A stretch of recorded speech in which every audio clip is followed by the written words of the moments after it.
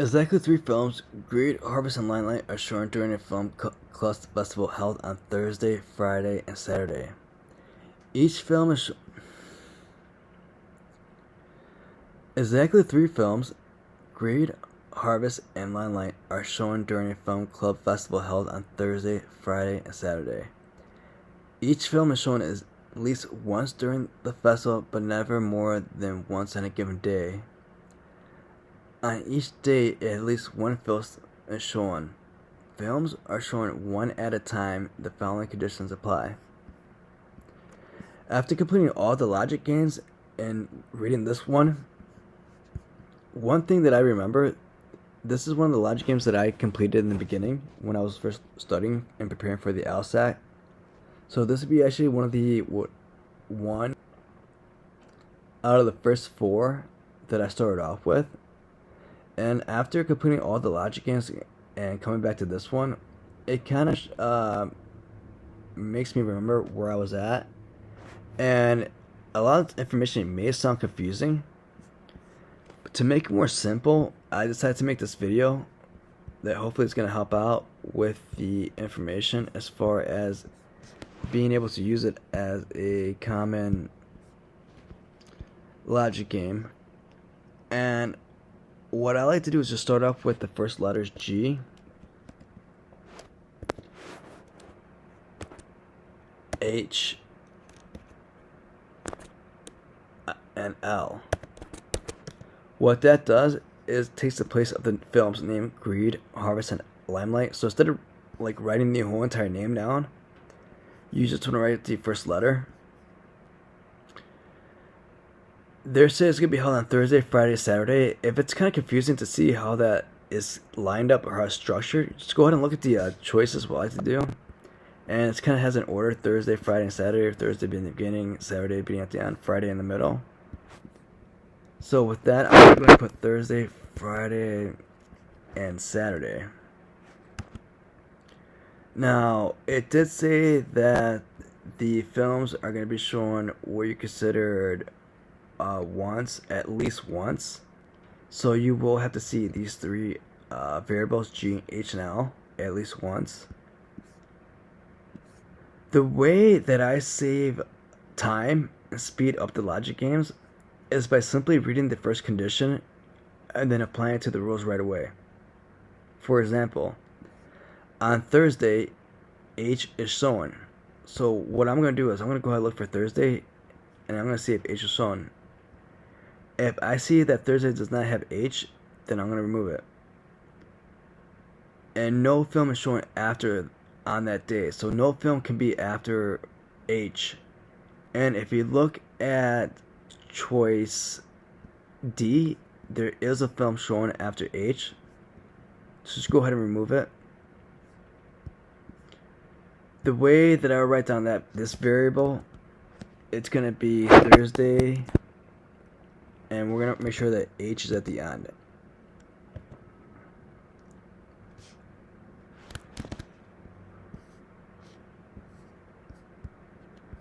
So Thursday, it's going to have H, and I'm just going to put an X right there, just symbolizing that Thursday is going to be the last spot. Continue on.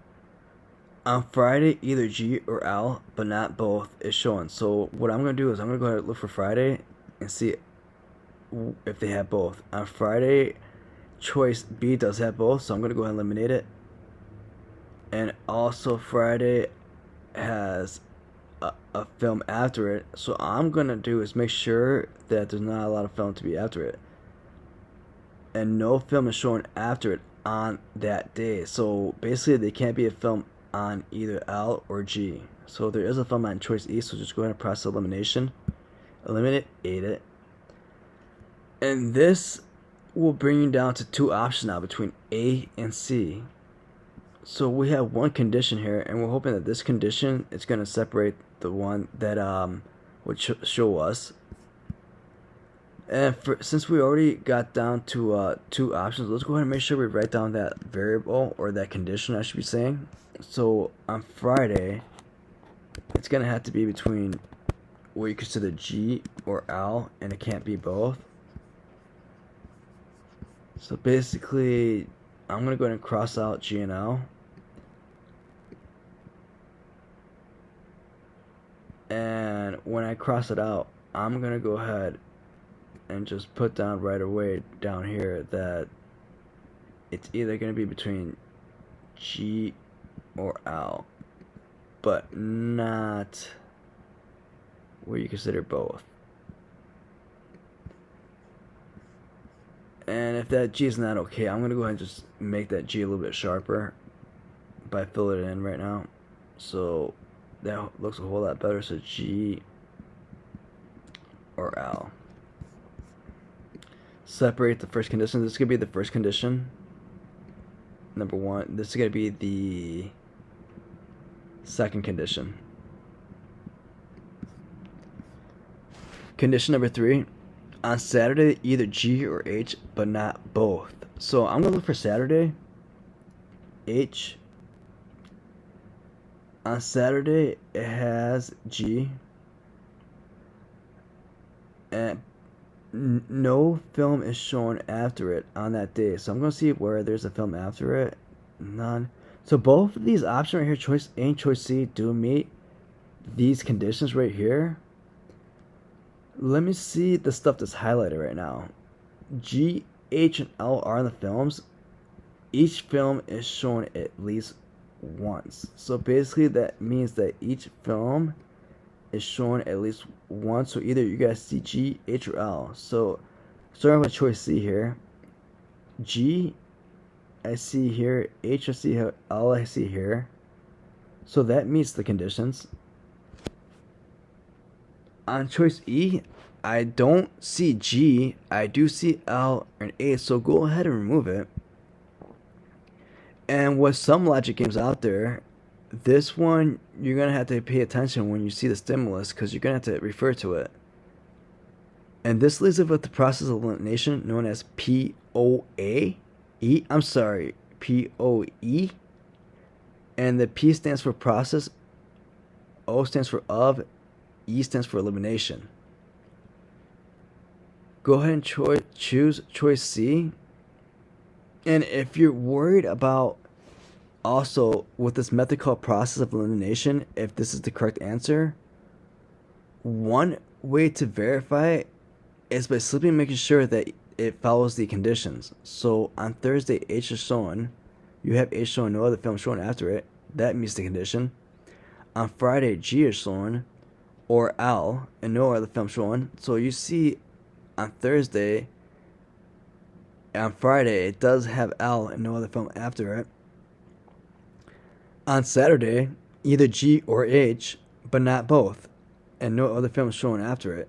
So this choice right here, C, does meet the standard with this condition, and also process of elimination gives you that answer. So this is kind of considered a interdisciplinary approach.